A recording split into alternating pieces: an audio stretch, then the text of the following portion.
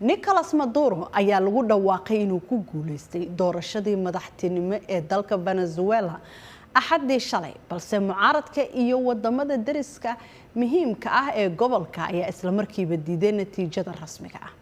Isbahaysiga mucaaradka laftiisa ayaa guul gaaray kadib olole doorasho oo ay hareeyeen sheegashada cagajugleynta siyaasadeed iyo cabsi laga qabo in wax isdabamarin lagu sameeyo.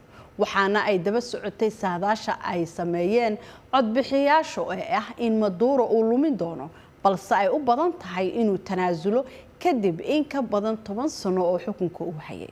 waxa uu ku guuleystay Maduro dib u doorashada isaga oo helay 51.2 boqolkiiba codadka halka musharaxa mucaaradka Edmundo González Urruti uu helay 44.2 boqolkiiba sida uu sheegay golaha doorashada ee loo soo gaabiyay CNE oo xubnahooda badankooda daacad u ah madaxweyne Maduro oo hadda ah 61 jir.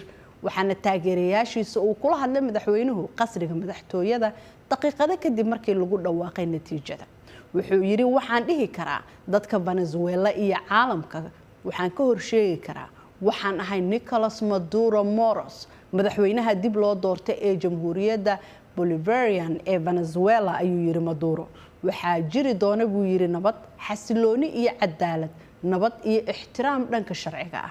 laakiin isbahaysiga mucaaradka ayaa ku adkaystay inay heleen 70 boqolkiiba codadka iyagoo diiday tirooyinka guddiga doorashada ee CNE. waxaan rabnaa bay yiraahdeen inaanu u sheegno dhammaan Venezuela iyo caalamkaba in Venezuela ay yeelatay madaxweyne cusub oo la doortay waana musharaxa Edmundo González Urruti.